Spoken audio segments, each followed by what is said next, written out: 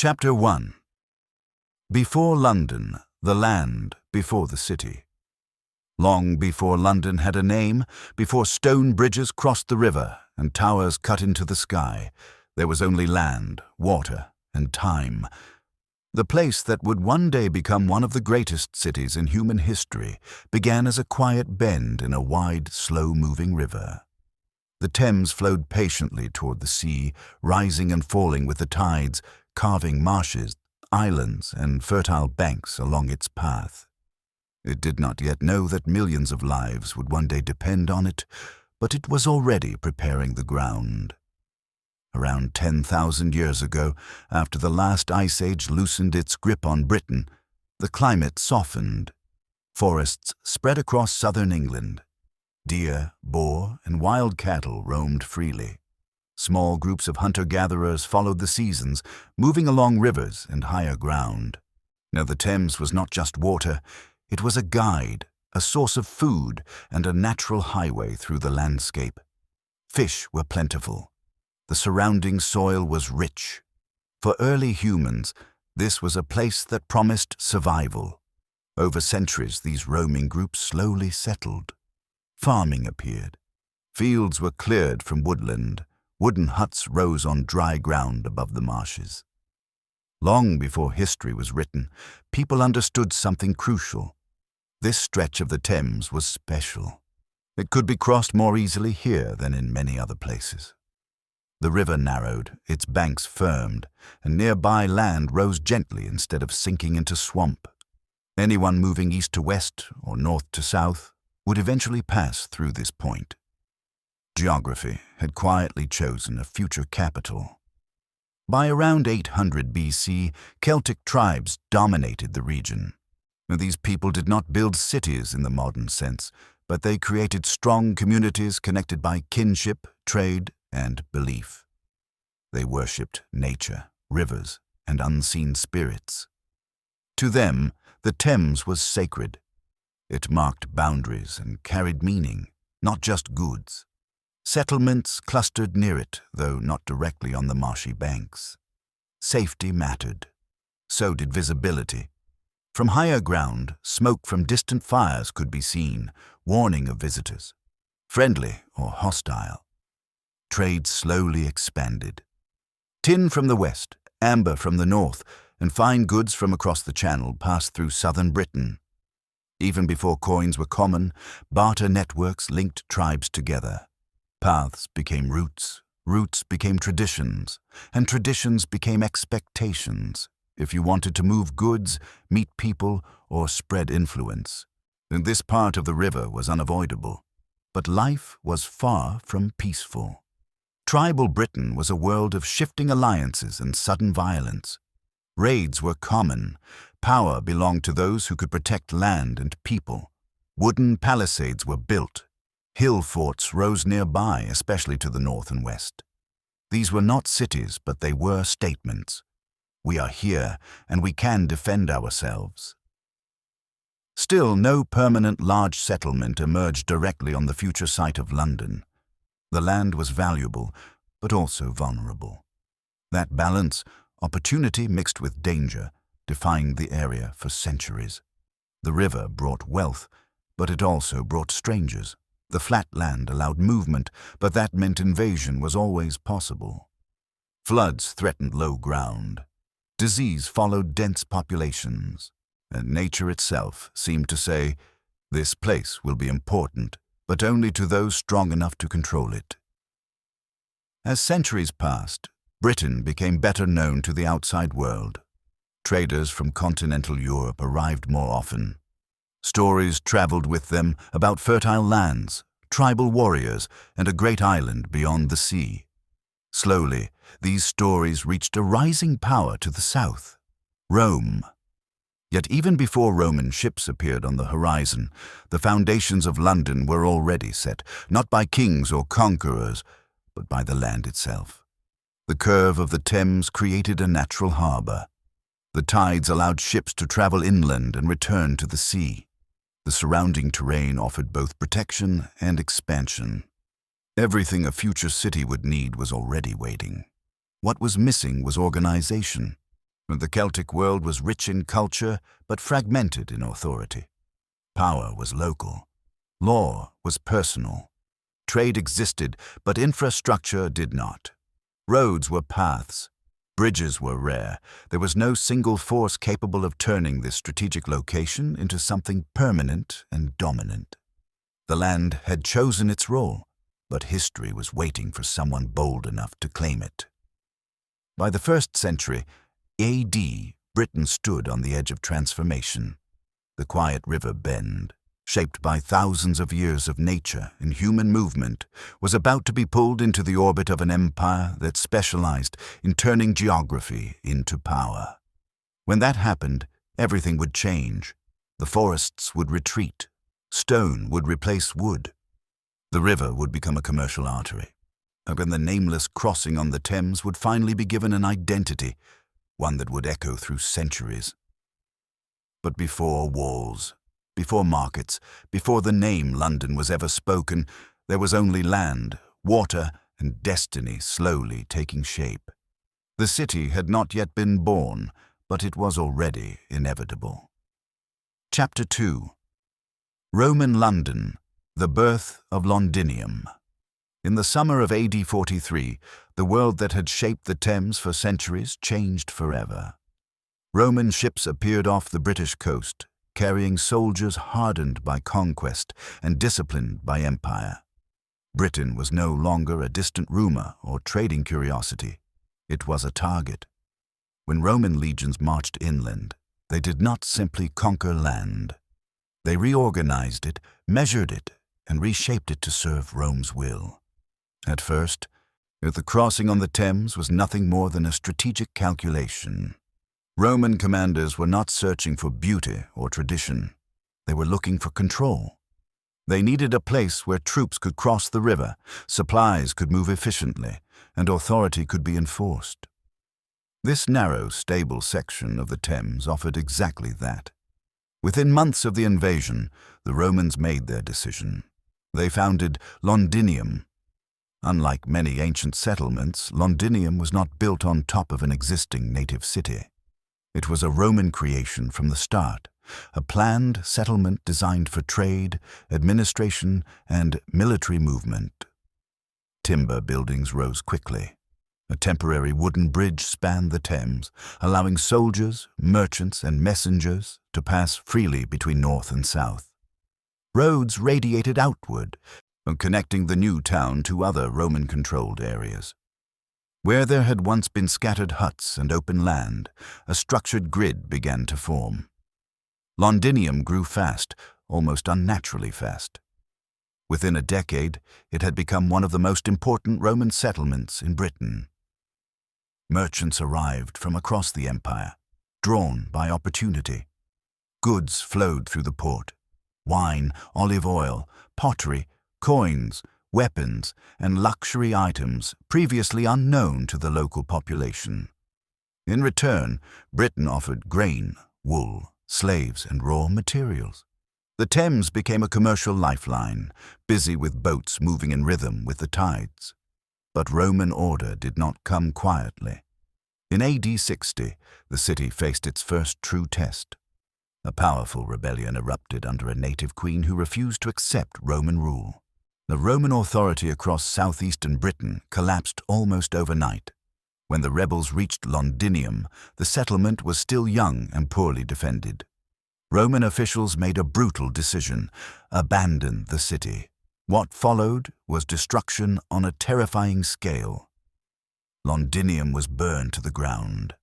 Buildings collapsed in flames, streets filled with bodies. Archaeological layers centuries later would still show a thick band of ash and blood-red soil. Silent proof of how close London came to ending before it truly began. Yet Rome was not finished. The rebellion was crushed with overwhelming force. Roman legions returned, and Londinium was rebuilt, this time stronger, larger, and more permanent. Stone replaced wood. Order replaced improvisation. The Romans had learned a lesson. This city was too important to remain vulnerable. Yet a massive defensive wall was constructed around Londinium, enclosing streets, markets, and administrative buildings. The bridge was rebuilt and reinforced. A forum rose at the heart of the city, the largest north of the Alps, serving as the center of government, law, and commerce. Basilicas, bathhouses, temples, and warehouses followed. Londinium was no longer a frontier outpost. It was the capital of Roman Britain. Life inside the city reflected the empire itself. Roman officials governed from stone buildings, enforcing law and collecting taxes. Soldiers patrolled the streets. Local Britons adopted Roman customs, clothing, and language, some willingly, others under pressure. Latin echoed through markets. Coins replaced barter. Written contracts replaced spoken promises. Rome brought efficiency, but also hierarchy. No power now flowed from imperial authority, not tribal tradition. Yet Londinium was not just a symbol of domination, it was a meeting place. Cultures mixed in its streets. British craftsmen learned Roman techniques. Roman settlers adopted local habits. Gods from across the empire were worshipped side by side. Shrines to Roman deities stood near sacred sites tied to the river. The city became a living experiment in cultural fusion. By the 2nd century AD, Londinium was thriving. Its population reached tens of thousands, a massive number for the ancient world. The port bustled day and night. Grain ships arrived from the countryside. Luxury goods passed through on their way to other provinces. Roads connected Londinium to military forts, towns, and ports across Britain. Messages could travel faster than ever before. For the first time, so the Thames crossing truly sat at the center of power. But Rome's strength contained the seeds of its own decline. As the 3rd century approached, cracks began to appear. Political instability shook the empire. Emperors rose and fell at alarming speed. Resources were stretched thin. Distant provinces like Britain became harder to control. Although Londinium remained important, its growth slowed. Some buildings fell into disrepair. Military priorities shifted elsewhere. By the early 5th century, Roman authority in Britain collapsed entirely.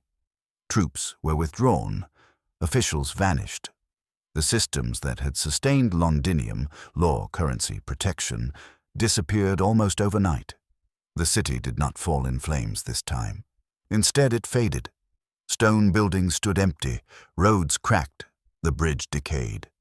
People moved away, mine seeking safety and food elsewhere. Londinium, once a proud symbol of Roman order, became a ghost of itself, a shell of walls and memories. Yet even in abandonment, Rome left behind something permanent. The roads still pointed toward the Thames crossing. The walls still marked the city's shape. The idea of London as a place of power, trade, and control had been carved into the land. Though Roman rule had ended, its blueprint remained.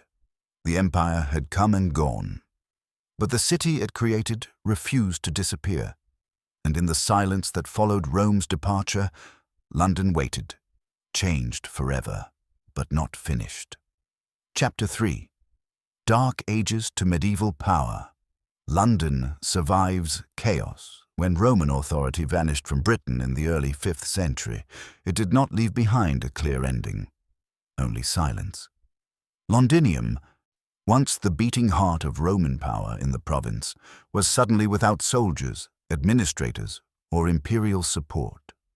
The carefully maintained systems that had kept the city alive collapsed almost overnight. Coins stopped circulating. Laws lost enforcement. Roads and buildings fell into neglect. For a time, it seemed as though the city's story might end exactly where Rome's did. The population shrank dramatically. Many residents abandoned the stone walls and moved into the surrounding countryside, where survival felt more certain. Grand forums echoed with emptiness. Bathhouses stood cold and unused. Grass crept through cracked streets. London did not burn or collapse in spectacular fashion. It simply faded.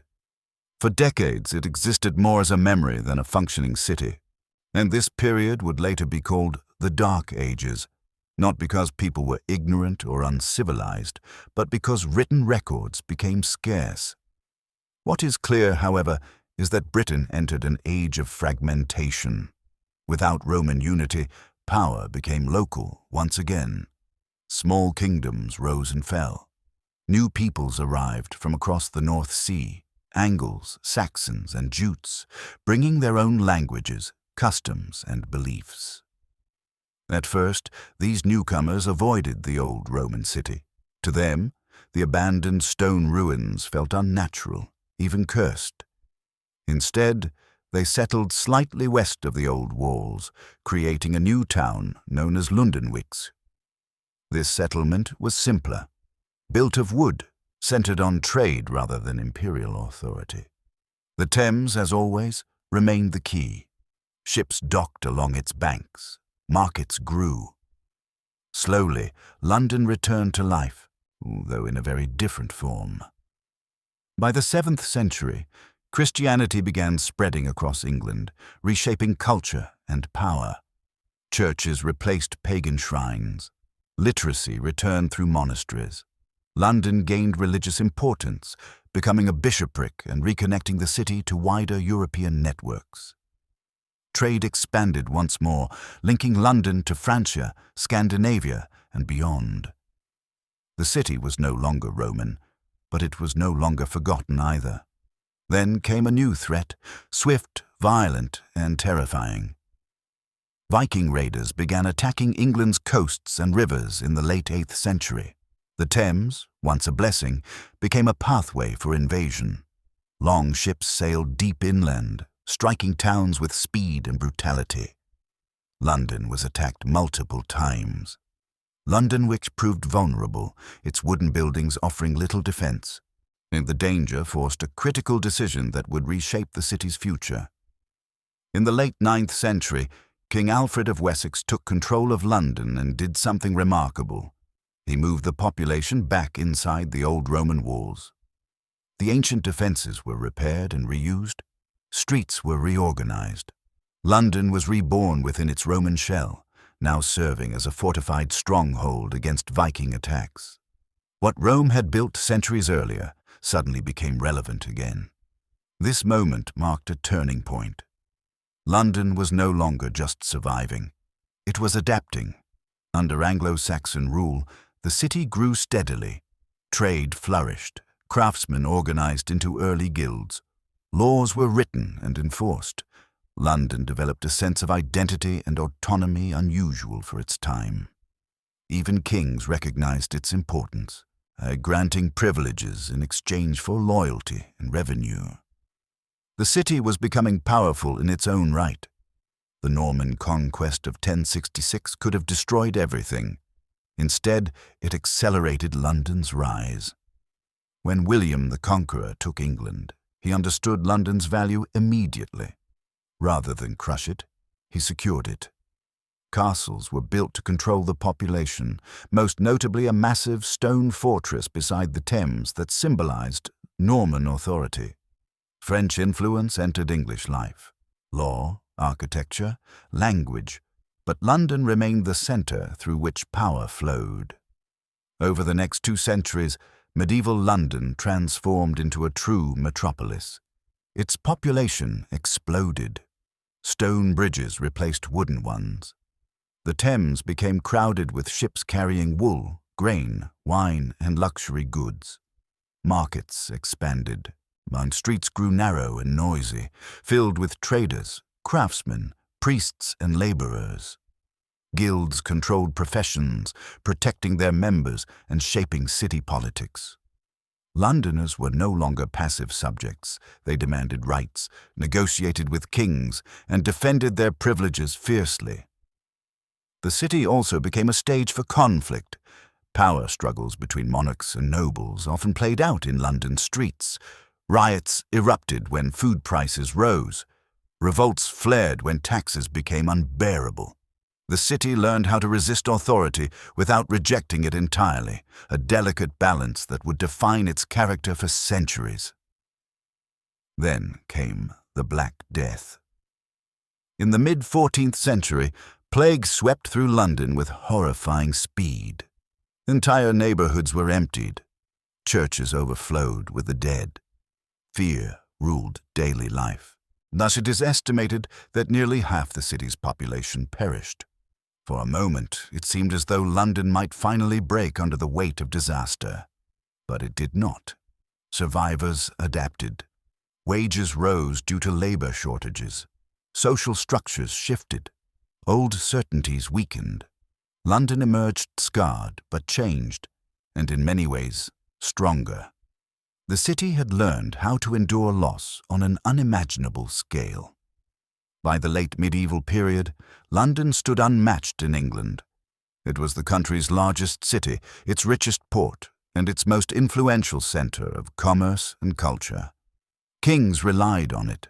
Rebels targeted it. Ideas flowed through it. Power gathered around it. What began as a Roman experiment, nearly abandoned to history, had survived invasion, collapse, plague, and war. London was no longer merely a place. It was an institution, and the Dark Ages had not erased the city. They had tempered it. And as the medieval world gave way to a new age of fire, ambition, and global reach, London stood ready, hardened by chaos, confident in survival, and prepared for something far greater than it had ever known. Chapter 4. Plague, Fire, and Rebirth. London tested by death. By the early modern period, London had become a city bursting at its seams. Medieval walls could no longer contain its energy. Wooden houses leaned over narrow streets. Open drains ran beside crowded markets. Livestock shared space with people. Trade had made London rich, but density had made it dangerously fragile. The stage was set for catastrophe, and when it came, it arrived not once, but twice, testing the city's very right to exist. The first blow was invisible. In 1665, for the Great Plague returned to London with terrifying force. Though plague outbreaks had struck before, this one was different in scale and speed. Carried by fleas living on rats, the disease spread through the city's cramped neighborhoods like fire through dry straw. Symptoms were brutal: fever, delirium, and the swollen buboes that marked death's approach. Within days, victims were gone. Fear ruled the streets. As deaths climbed into the thousands each week, wealthier citizens fled to the countryside. The poor had no escape. Houses with infected residents were sealed shut, marked with warning symbols. Inside, families waited, sometimes to recover, often to die. The sound of carts collecting bodies echoed through the night. Graveyards overflowed. Mass burial pits were dug beyond the city, filled under cover of darkness. London felt cursed. Her trade slowed to a crawl. Churches closed. Courts stopped meeting. Even the government retreated. By the end of the outbreak, an estimated 100,000 people, nearly a quarter of the city's population, were dead. London was wounded, shaken, and exhausted. Yet as autumn arrived and the plague finally loosened its grip, survivors returned, hoping life might begin again. They did not know that something even worse was coming. In September 1666, a small fire broke out in a bakery on a narrow street near the river. At first, it seemed manageable. Londoners were used to fires. But conditions were deadly. The summer had been dry. Buildings were tightly packed and made largely of wood. Strong winds whipped flames from house to house. Firefighting methods were primitive, relying on buckets and demolition to create fire breaks. Panic slowed every decision. Within hours, the fire was out of control. It raced through the heart of the city, consuming homes, churches, warehouses, and markets. Entire neighborhoods vanished in walls of flame. The sky glowed red for days. People fled carrying what little they could save. The ancient cathedral burned to the ground. Stone cracked, lead melted. The heat was so intense it reshaped the city itself. For 4 days, London burned. When the fire finally died, over 13,000 houses and most of the medieval city lay in ruins. Tens of thousands were homeless. Economically, it was devastating. Emotionally, it was crushing. London, already scarred by plague, now looked unrecognizable, a blackened landscape of ash and rubble.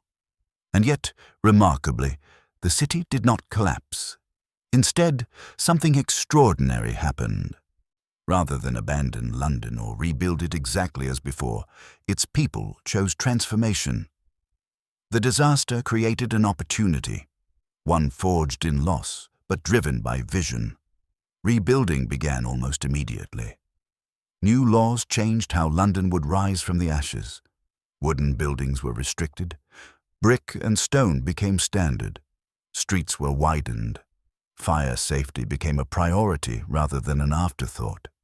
Though grand plans to redesign the entire city were impractical, the rebuilding still marked a clear break from the medieval past. London emerged cleaner, stronger, and more organized. Architects reshaped the skyline. Churches were rebuilt with confidence rather than fear. Infrastructure improved. The riverfront expanded. Commerce resumed, then accelerated. The port grew busier than ever, serving not just England, but a rapidly expanding global network of trade. Psychologically, the city had changed as well. Londoners had stared death in the face and endured. Plague and fire had stripped away illusions of permanence, replacing them with resilience. Survival became part of the city's identity. Risk was accepted. Ambition returned, sharpened rather than softened by trauma. This reborn London was different from the medieval city that had burned. It was more modern, more disciplined, and more outward-looking. Merchants thought globally. Builders thought long-term. Leaders understood that chaos could strike at any moment, and that preparation mattered. The disasters of the 1660s also reshaped social life. Class boundaries shifted as labor shortages and rebuilding demands created new opportunities. Old neighborhoods disappeared, replaced by new districts with new identities. The city's population rebounded quickly, drawn by work, trade, and possibility. London had passed a brutal test. What might have destroyed a lesser city instead forged something stronger. From mass death and total destruction came renewal, not accidental, but deliberate. London proved that it could fall apart completely and still rebuild itself into something greater than before. This lesson would echo through the centuries. Because the city that rose from plague pits and ashes was no longer just England's capital. It was becoming something else entirely, a city that believed it could survive anything, expand anywhere, and recover from any blow. And with that confidence, London stepped into a new era, one defined not by survival alone, but by dominance. The age of empire was waiting. Chapter 5. Empire City. London rules the world. By the late 17th century, London had finished rebuilding its streets, but it had only just begun rebuilding its ambition. The scars of plague and fire were still visible, yet the city was no longer thinking about survival. It was thinking about expansion. Confidence replaced fear. Opportunity replaced caution. London was ready to look beyond its river, beyond its island, and eventually beyond the world it had known. The engine of this transformation was trade.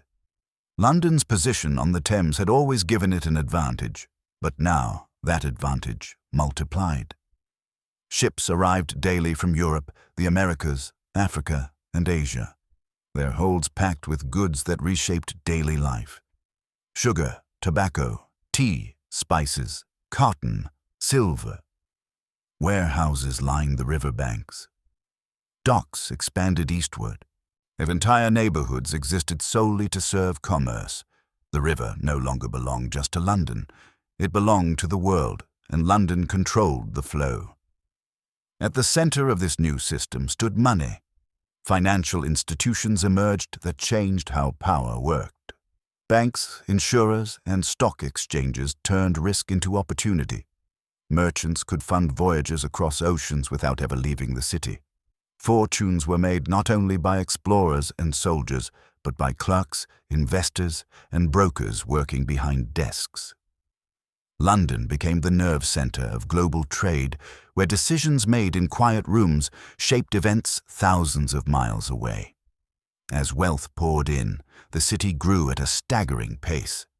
London's population exploded, becoming the largest city in Europe. New districts spread far beyond the old medieval core. The grand townhouses rose beside cramped slums. Luxury and poverty existed side by side, separated by only a few streets. The contrast was brutal, but it fueled the city's momentum. Labor was abundant. Industry expanded. Construction never seemed to stop. Then came the Industrial Revolution, and London was its beating heart. Coal-powered factories, steam-powered machines, railways stitched the country together, all roads once again leading to London. Goods arrived faster, cheaper, and in greater volume than ever before. The city became loud, crowded, and restless. Smoke darkened the sky. The Thames grew polluted. Yet beneath the grime, London was becoming unstoppable. This was not just an economic transformation. It was a political one. London was now the center of a global empire. Decisions made in its government buildings shaped continents, while laws written in the city governed distant colonies. Soldiers marched under commands issued from its offices. Maps on London walls showed territories painted in imperial colors, stretching across oceans and time zones. The city did not merely host power. It produced it. Culturally, London set the tone for the empire. Newspapers spread ideas daily. Coffee houses buzzed with debate. Writers, philosophers, scientists, and reformers gathered, argued, and published. Knowledge became another export. Education expanded. Libraries grew. London became a place where ideas could rise as quickly as fortunes fell. Yet empire came at a cost. The wealth that fueled London's rise was deeply unequal. Slums expanded alongside palaces.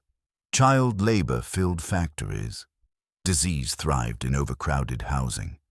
The river that brought prosperity also carried waste. And social tensions simmered beneath the surface. Crime increased. Protests erupted. The city learned that ruling the world did not guarantee justice at home. Still, London adapted, as it always had. Reforms emerged in response to crisis. Public health systems improved. Sewers were built to clean the river. Policing became organized. Transportation expanded, connecting rich and poor districts alike. The city did not solve its problems overnight, but it confronted them directly, reshaping itself again and again. By the 19th century, London stood unrivaled. It was the world's largest city, its busiest port, and its most influential financial center. Time itself bent around it. Global schedules were set by its clocks. Markets rose and fell based on its decisions. Diplomats, merchants, and travelers all passed through its streets. And to understand the world, one had to understand London. But dominance breeds enemies, and complacency invites challenge. As the 20th century approached, cracks appeared in the imperial system. Rival powers rose. Colonies questioned control. Industrial competition intensified. The empire that London ruled was vast, but it was also fragile, held together by force, money, and belief. Then came war on an unprecedented scale. For the first time in centuries, London faced threats not from within, but from above and beyond. The city that had mastered trade and industry would soon be tested by modern warfare, by machines designed to destroy entire populations, not just armies. The age of empire was reaching its limit. London had climbed from river crossing to global ruler, shaping centuries of human history along the way. But power, and like history itself, never stands still. The city that once ruled the world was about to learn what it meant to fight simply to survive again. And when that moment came, London would be forced to prove, once more, whether it could endure. Chapter 6. From World Wars to Modern London. A global capital. The 20th century arrived with uncertainty hanging over London like a gathering storm.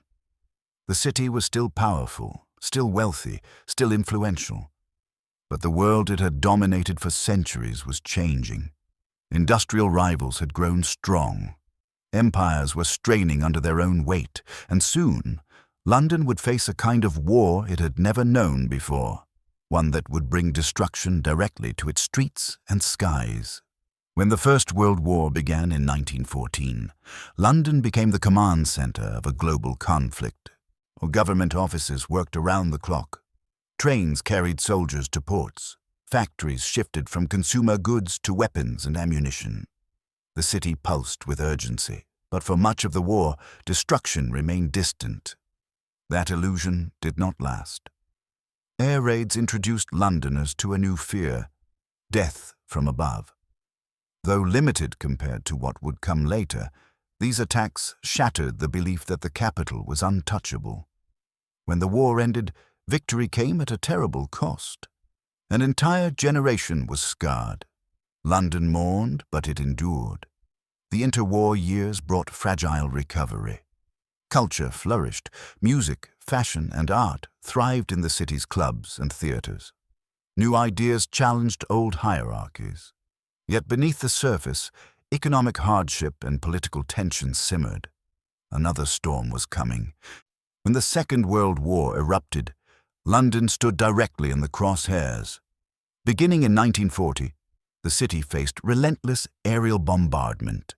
Night after night, bombs fell across neighborhoods, docks, factories, and homes. Fires burned through entire districts. Underground stations became shelters. Ordinary people slept beneath the city while destruction reigned above. This period, later known as the Blitz, tested London more brutally than any previous disaster. Yet the city did not break. Life continued amid rubble. Buses ran through bombed streets. Markets reopened beside shattered buildings. Morale became a weapon, and endurance became an act of defiance. London learned to survive under constant threat, proving once again that destruction alone could not erase it. When the war ended, London emerged victorious, but exhausted. Large sections of the city lay in ruins. Housing was scarce. Infrastructure was damaged. The empire that London had once ruled was now unraveling. Colonies gained independence. Global power shifted. For the first time in centuries, London was no longer the unquestioned center of the world. But history had taught the city something vital. Power could change form. Reconstruction reshaped London yet again. Modern housing replaced bombed neighborhoods. Public transportation expanded. Social reforms transformed daily life. Immigration from across the former empire brought new cultures, languages, and traditions into the city's heart. London became more diverse than ever before, not by conquest, but by connection. Economically, the city reinvented itself. As manufacturing declined, finance, media, and services rose. The London reclaimed its position as a global financial hub, not through empire, but through markets. Its influence spread through banking, law, culture, and information. The river that once carried Roman ships now reflected glass towers and modern ambition. Culturally, London became a world city. Music, fashion, literature, and art flowed outward from its streets, shaping global trends. The city's identity expanded beyond nationality.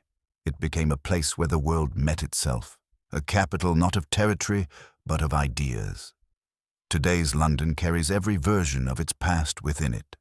Roman roads beneath modern streets, medieval churches beside skyscrapers, neighborhoods shaped by empire, war, migration, and reinvention. The city is no longer defined by a single moment or power.